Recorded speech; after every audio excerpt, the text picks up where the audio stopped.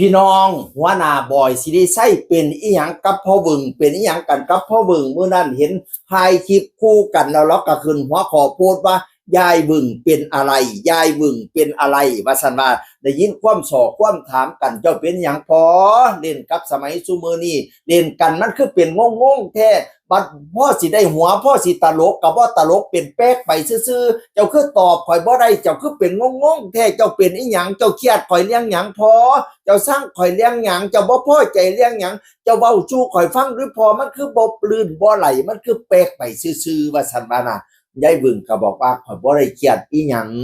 แต่ว่าข่อยนั้นงงๆข่อยเป็นเบอร์ๆข่อยคิดบ่ออกลางเที่ยนั่นน่ะเจ้าเว้ามานี่ก็คิดบ่ออกเลยจะว่าข่อยสิเว้าอีหยังเห็นบ่ลางเที่ยก่อนว่าข่อยได้ถามเจ้าว่าสิว่าอีหยังเสียเว้าอีหยังนั่นน่ะข่อยเป็นงงๆพะนะว่านั่นน่ะเอาพื้นการแสดงนี่อุ้ยสิมีคนแสดงกับข่อยยากอยู่คันบ่แม่นเจ้านี่บ่มีผู้ใดแสดงนำข่อยได้ดอกประมาณว่าบ่อยสิริไสนี่ส่วนเอาต่างเอาจังซี่นะแล้วก็สิแม่นความเล่าแล้วเราก็เฒ่าแล้วก็งงๆเป็นธรรมดาเนาะ60กว่าแล้วพี่น้องเอ๋ยบ่แม่นสิม70แล้วติ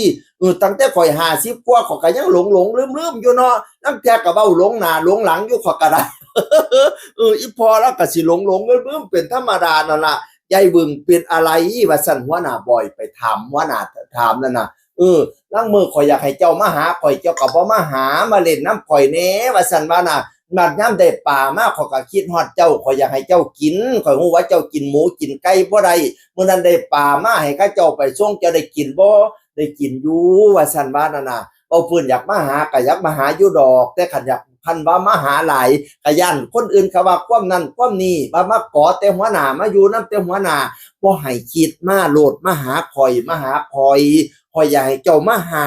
มีหยังกินข่อยก็อยากให้เจ้ากินว่าซั่นว่านั่นน่ะไม่มีใครผิดไม่มีใครถูกผมในฐานะลูกผมจะขอโทษพ่อต่อไปให้ทำงานลื่นไหลไม่ให้คิดเล็กคิดน้อยต่อไปให้มาหาผมบ่อยๆผมฮักเจ้า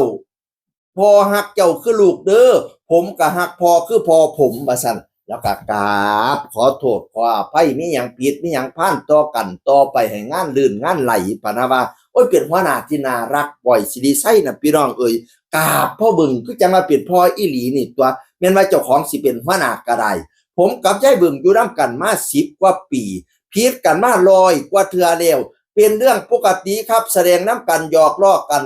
ด่ากันบางเทื่อก็ผิดกันอีหลีเฮาก็บ่เลาก็บ่ผิดผมก็บ่ผิดเลาอยู่แบบนี้ธรรมดาอารมณ์แต่ละมื้อทั้งผมและยายแต่ก็คุยเคลียร์กันได้เข้าใจกันดีครับว่าซั่นว่าอยู่นำกันมา10กว่าปีแล้วผิดกันเป็น100กว่าเที่ยแล้วว่าซั่นว่านั่นน่ะบ่มีผิดอิหยังผิดใจกันเคลียร์ใจกันได้พี่น้องเอ๋ยธรรมดาสามัญคนเฮาอยู่นำกันเนาะเป็นตลกคู่บุญบ่อยสิริไสตลกคู่ใจบ่อยสิริไสพี่น้องเอ๋ยแสดงนำกันม่วนตลกโปกมาลื่นเรื่องบันเรื่องศิลป์อันเล่าว่ายังไปไม่ใช่บึงกันด่าเอาคนก็เฮกันแตกโคบตัวยามใจบึงด่าบ่อยสิริไสน่ะพี่น้องเอ๋ยแต่หลังที่ FC ก็บ่พอใจคันด่าหัวหน้าบ่อยหลายก็ได้หลังที่ FC บ่พอใจความจริงหัวหน้าบ่อยบ่ได้เครียดหยังยายบึงเด้หลังที่ความที่ยายบึงเว้านั่นหัวหน้าบ่อยบ่ได้เครียดแต่ย่านแม่ FC เครียดหัวหน้าบ่อยลังเที่ยก็บ่ให้เว้าความนั้นความนี้แต่เพิ่นก็เคลียร์กันพี่น้องเอ๋ยเหตุที่บ่ลื่นบ่ไหลเราก็ยอมรับอยู่ว่าเราเฒ่าแล้วสมองเรางงๆเป็นธรรมดาเนาะผู้เฒ่าพี่น้องเอ๋ยแต่ข่อยนี่กันหลงลืมก็ยังว่าสมัยซุมื้อนี้เว้าพญาไปก็แป๊กเอาซื่อๆบทต่อไปวรรคต่อไปมันว่าจังไดคิดบ่ออกเอาซื่อๆคำอวยพรคำพญาอันนั้นอันนี้ก็ได้จังสิล่ะข่อยจังได้เว้าดูหูข่อยมักเว้าพญานั้นพญานี้คันบ่เว้าไปแฮ่งสิลืมนี่แหละพี่น้องก็เลยนี่ล่ะมันเป็นเวทีหนึ่งที่ให้ข่อยได้เว้าข่อยได้ซ้อมปากซ้อมคอคันบ่ซ้อมปากซ้อมคอมันสิลืมไปซื่อๆสันนี้เดี๋ยวเนี่ยเว้าพื้นความลืมความงงมันเป็นธรรมดาของอายุแล้วก็บอกว่าให้อันยายบึงนี่อันมาหาดูๆอายุนำกันนี่เด้อบ่ให้พูดไปทางใดให้ตายคาวงนี่ล่ะว่าซั่นระหว่างหัวหน้าบ่อยว่าโอ๊ยเป็นตาฮักตาเพ็นกราบว่าซั่นกราบยายบึงพี่น้องเอ้ยมันตั้งแต่กี้โบราณเป็นจังซี่อีหลีเด้ข้อยเห็นหมอลำอีหยังเนาะละว่านั่นแสดงเทิงห้านเทิงเวทีนำกันเนาะลังสากลังบทมันก็ด่ากันให้กันบางเที่ยมาตบมาตีกันในหมอลำในนิทานนะ บัดเศร้ามาอุ้ยข้าเจ้าแต่งขันตอกดอกไม้ขันหากขอขมาลาโทษกันตัวหมอลำโบราณเป็นจักซี่คอยเห็นหมอลำผู้ใดบุแล้วเว้าแม่นอีหลีพี่น้องเอ่ยข้าเจ้าบ่ได้บาเลี้ยงผู้ใดเป็นหัวหน้าผู้ใดเป็นลูกน้อง